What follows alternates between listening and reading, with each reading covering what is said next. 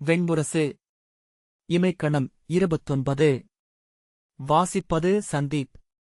நைமிஷாரண்யத்தில் இளைய யாதவர் கிருஷ்ண துவைபாயன வியாசரிடம் சொன்னார், கவி முனிவரே, பிரம்மத்திற்கு 1000 யுகம் ஒரு பகல், 1000 யுகம் ஓரிரவு. 1000 கோடி பகலிரவுகளான 1000 கோடி யுகங்கள் அரைக்கணம். நாம் கோருவதனைத்தும் காலத்தில், இடத்தில், கருத்தில் விளையும் வினைகளை. நம்மால் கோரப்படுவது காலமும் இடமும் கருத்தும் கடந்த ஒன்று. அது துளித்துச் சுட்டும் ஒரு துளி இப்புவியை 1000 துண்டுகளென சிதறடிக்க வல்லது. 1000 மடங்கு எடை கொண்டு விட்டதென தன் உடலை உணர்ந்தபடி அமர்ந்திருந்த வியாசரிடம் இளைய யாதவர் சொன்னார், அறிய வேண்டுமென்றல்ல, வாழ வேண்டுமென்றே மானுடர் விழைகிறார்கள். வாழ்வுக்கு உதவுவது என தன்னை அளிக்கும் இரக்கம் கொண்டிருப்பதனாலேயே அது மேலும் முழுமை கொள்கிறது. வடிவங்களால் ஆனது இவ்வுலகு. அதன் உட்பொருட்களாலானது. அதன் மேல் எழுந்து ஒலியாலானது. யோகத்தை அறிய வேண்டுமென்ற விருப்பத்தாலேயே யோகிகள் ஒலியுலகத்தை கடந்து செல்கிறார்கள். அதை ஒலி என்று குறைக்கிறார்கள். பொருளென்று சமைக்கிறார்கள். வடிவென்று புனைகிறார்கள். முனிவரும் அறிஞரும் கவிஞரும் அமைத்த இவ்வனைத்தும் அதுவே. அது அறியப்படாமை. அறியப்படுவன அனைத்தும் அதிலிருந்து எழுகின்றன.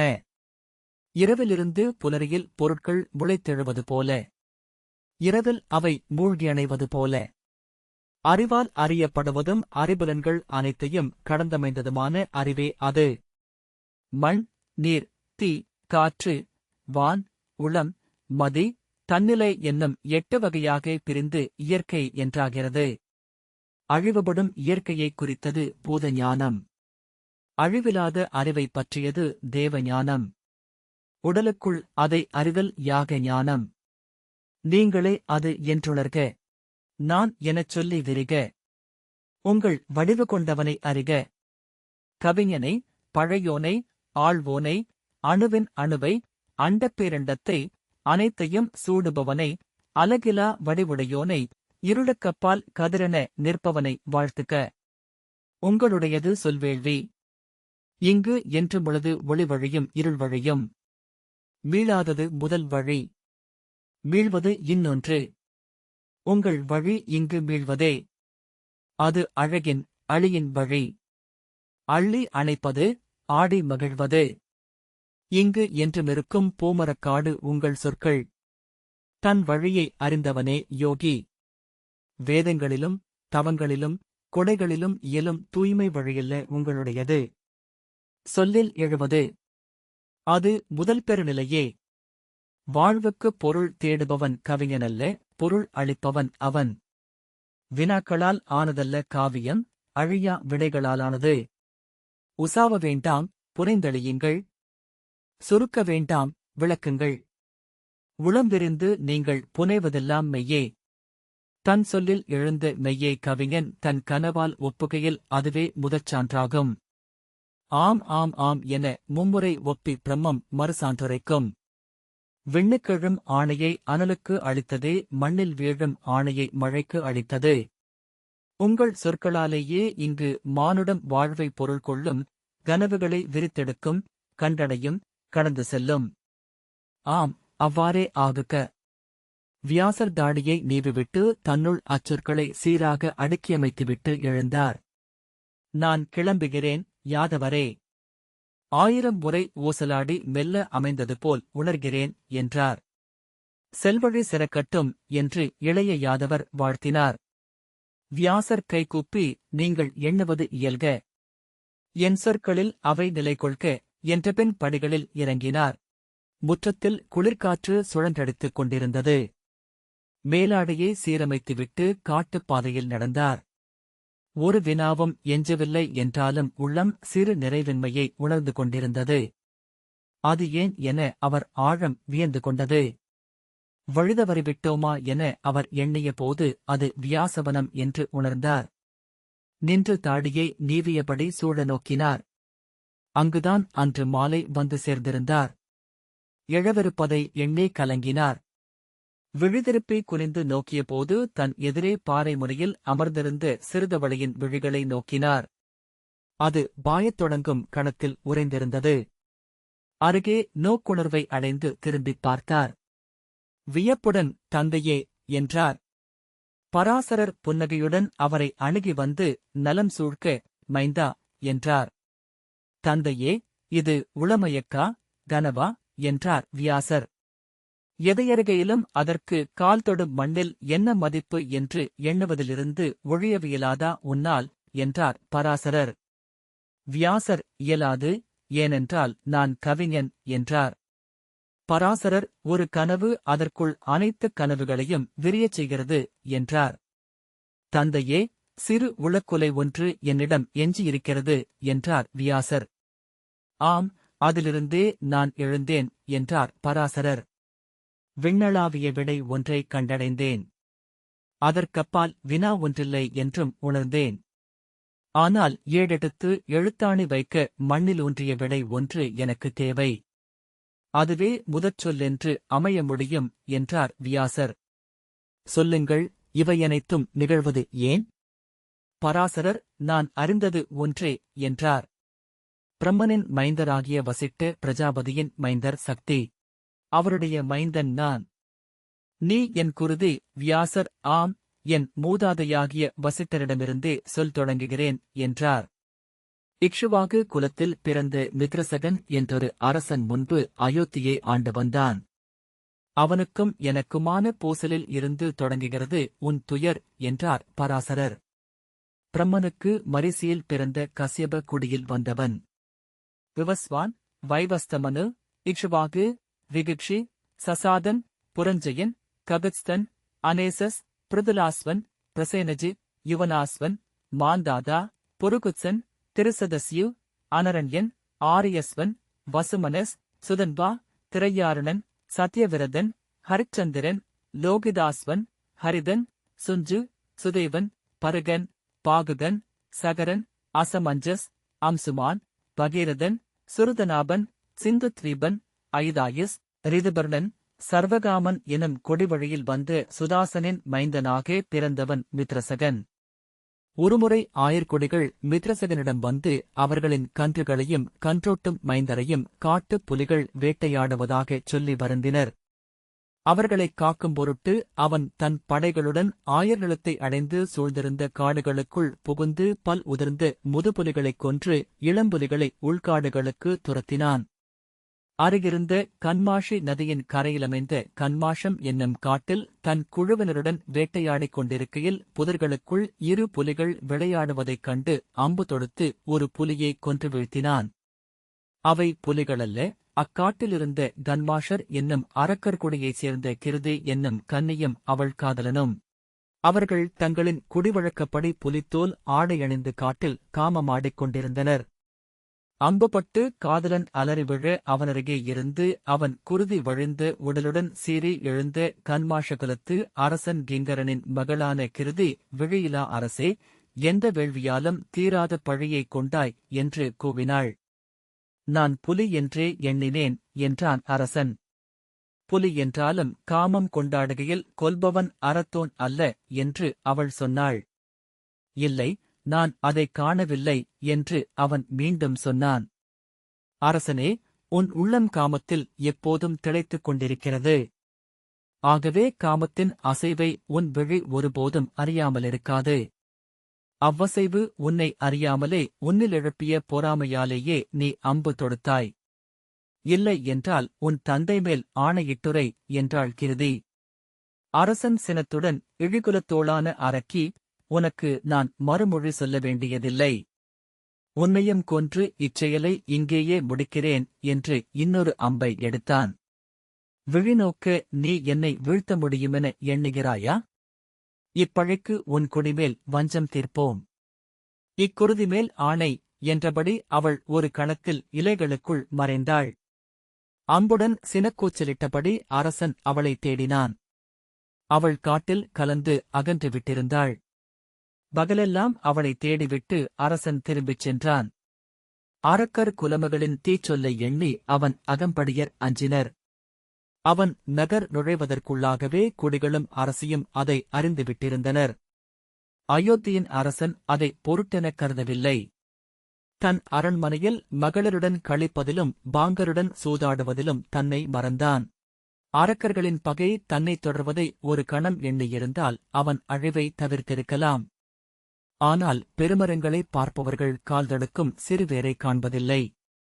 அவன் அரசி மதயந்தி அவன் பொருட்டு அயோத்தியை ஆட்சி செய்தாள். அவளுரைத்த அறிவுரையும் பொழித்த விழிநீரும் அவனை சென்றடையவில்லை.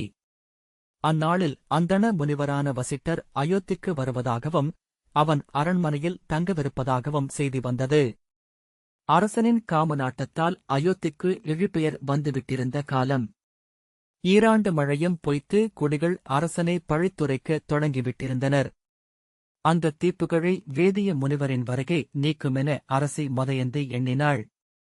அரசனும் அதை ஏற்றான். தன் இழுசெயல்களுக்கு அவர் வருகை ஒரு திரை என்றாகுமென்று அவன் கருதினான். வசிட்டரின் வருகையை அறிவித்ததுமே அயோத்தி விழா கோலம் கொண்டது. அவரை வரவேற்று தங்கவைக்க சோலைக்குடில் ஒருக்கப்பட்டது.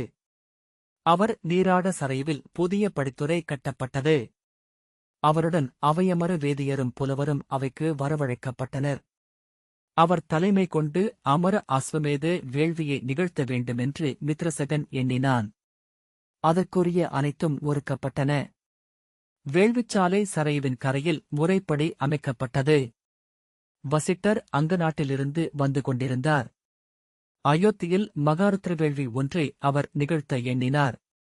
மித்ரசகன் அதற்கு உதவ வேண்டுமென்று அரசனை தனியாக சந்தித்து கோரும் பொருட்டு தன் மாணவனாகிய அர்க்கனை அனுப்ப உளம் கொண்டார். அவனுக்குச் சான்றாக ஓர் ஓலையை அவர் எழுதினார். வசிட்டரின் மஞ்சள் சுமப்பவனாக உடன் சேர்ந்து கொண்டிருந்த கன்மாஷன் ஒருவன் தன் குலத்தோருக்கு அச்செய்தியை சொல்ல, அன்றிரவு புதர்களினூடாக நிழலுரு போல் ஒளிந்து அணைந்த கன்மாஷன் ஒருவன் அவர் கையால் எழுதிய அந்த ஓலையை திருடிக் கொண்டான்.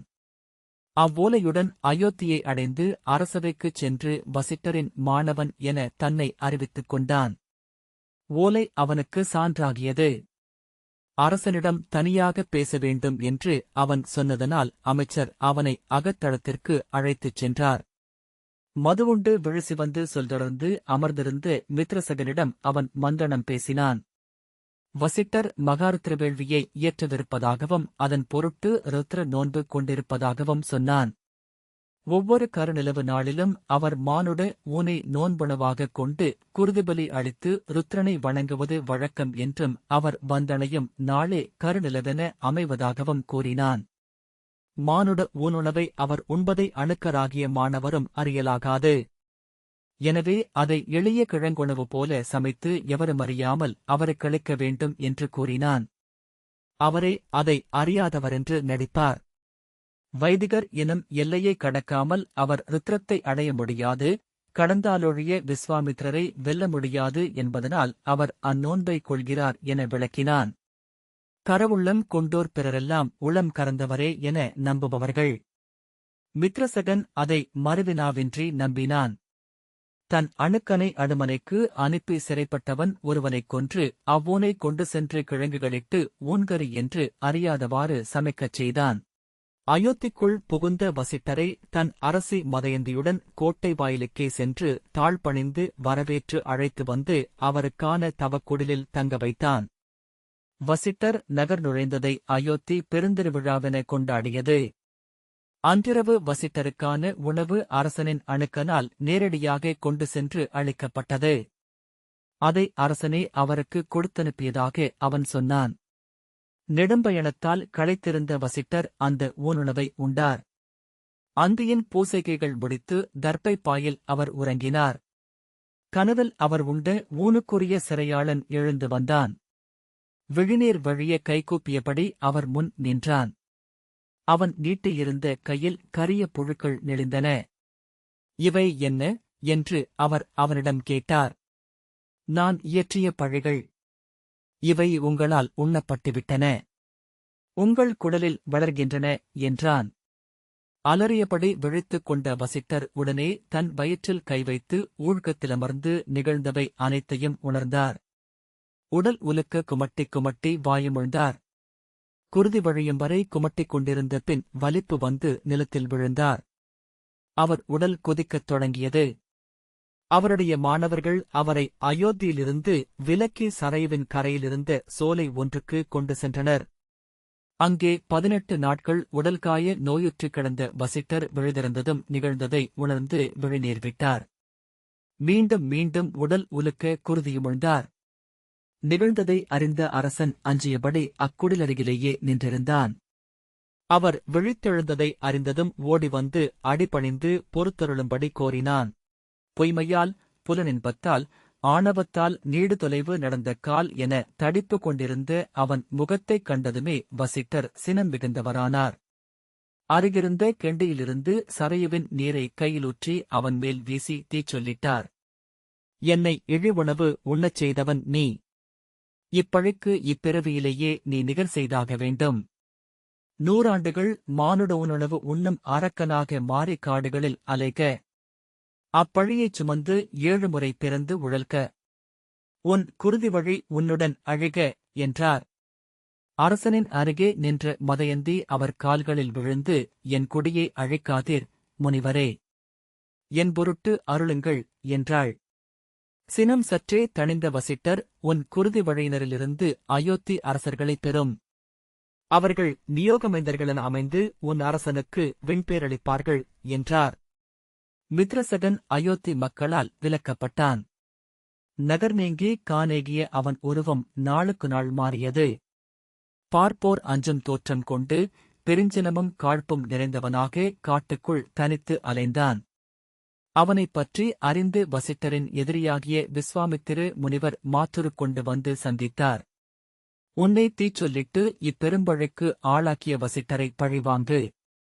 உனக்கு நான் ஆற்றல் அளிக்கிறேன் என்றார். பழிவாங்குதலே அறத்தின் முதல்படி என்று உணர்க. 5 குலத்தோர்க்கும் அது உகந்ததே. அரசனுக்கு அதுவே முதல் அறம். காட்டாளனுக்கு அது ஒன்றே அறம். நீ காட்டாளர்களின் அரசன். உனக்கு எப்பழியும் சேராது என்றார். மித்ரசகன் விஸ்வாமித்திரரிடமிருந்து பேருரு கொள்ளும் கலை, விழியறியாது மறையும் கலை, பெரும்பசி என்னும் 3 சொற்கொடைகளைப் பெற்றான். ஆற்றல் மிக்கவனாகி அரக்கர் குலத்து ஊர்களைத் தாக்கி அங்குள்ளோரை வென்று உணவும் உறைவிடமும் கொண்டான். அவனை அரக்கர்கள் அஞ்சினர். அச்செய்தியே கன்மாஷகுலத்து தலைவனாகிய கிங்கரன் அறிந்தான்.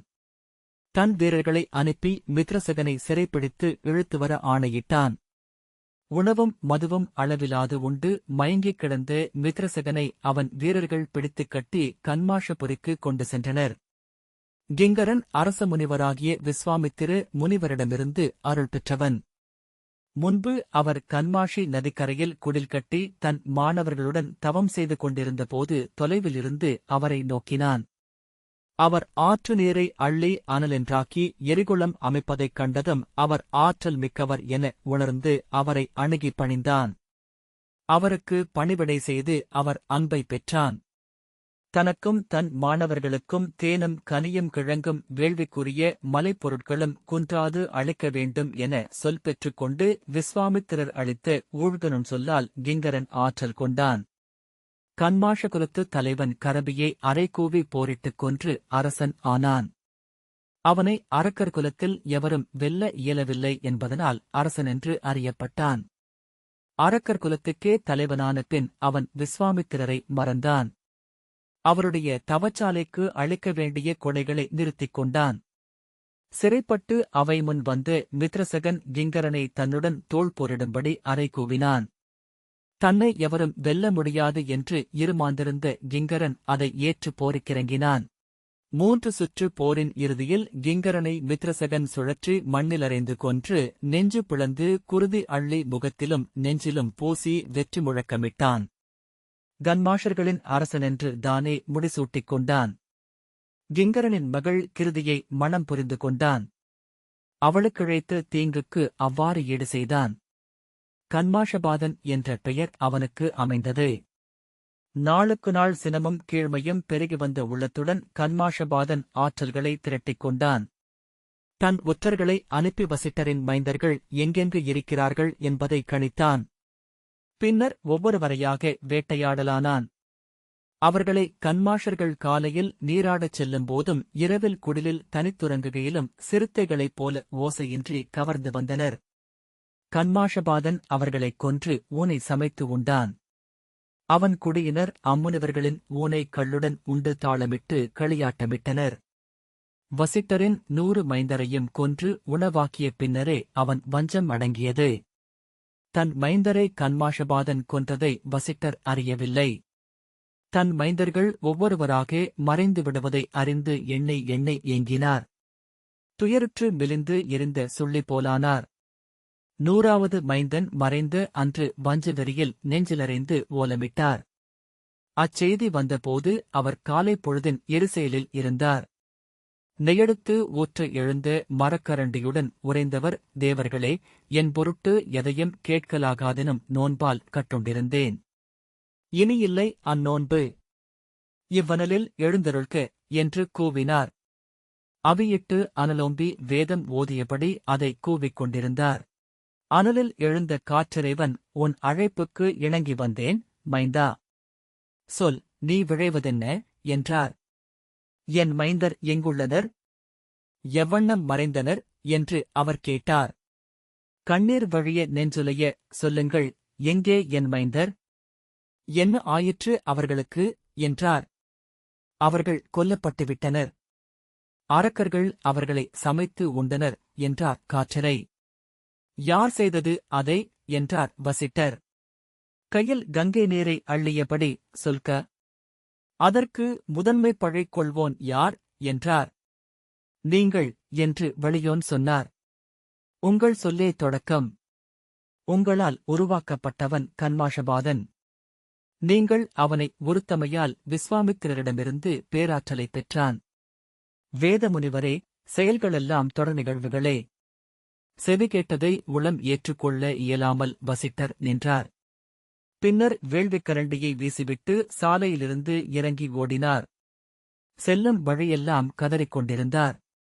கால் தளர நின்று விம்மி மீண்டும் எண்ணெய் நெஞ்சிலறைந்து கூவி எழுதபடி ஓடினார். கங்கையை அடைந்து அதன் ஆழச் சுழியின் மேல் எழுந்து நின்ற மரத்தின் மேல் ஏறினார். பாய்வதற்கு முன் அவருடைய ஆடை கிளையில் மாட்டியிருப்பதை உணர்ந்து அதை இழுத்தெடுக்க முயன்றார். அவரெதிரே தோன்றிய வழி, முனிவரே, அது உங்கள் செயல் மிச்சம். அது இங்குதானிருக்கும். நீங்கள் நீரில் மூழ்கினாலும் அது அமுழாது. அதன் பொருட்டு மீண்டும் இப்புவிக்கே வருவீர்கள். இச்செயலால் உடல் மட்டுமே நீப்பீர் என்றார். திரும்பி ஓடிய வசிட்டர் அங்கே காட்டெறி ஒன்றைக் கண்டு அதில் புகும் பொருட்டு சென்றார். அவரை மரித்த காலவர், வேதமுனிவரே, அதில் உங்கள் கையிலணிந்துள்ள புல்லாழி மட்டும் எரியாது. அது உங்கள் செயல்மிச்சம் என்றார். முழுதழிய நான் செய்ய வேண்டியதென் என்று வசிட்டர் கூவினார். செய்வதற்கொன்றே உள்ளது. வாழ்க்க, அனைத்தையும் அழித்து பெற்று ஆற்றி நிறைவடைந்து மீழ்க்க என்றார் காற்றரை. ஆம் என மூச்சொலியுடன் விம்மியபடி மெல்ல நிலத்தில் அமர்ந்தார் வசிட்டர். வாழ்வை விடலாம், வாழ்வு நம்மை விடுவதில்லை. அதன்பின் நீரில் இறங்கி தன் மைந்தருக்கு இறுதிக்கடன் செய்யலானார். விழிநீர் வழிய நீரளித்து அவர்களை விண்ணேற்றம் செய்தார். இந்த வாசிப்பை கேட்டதற்கு நன்றி.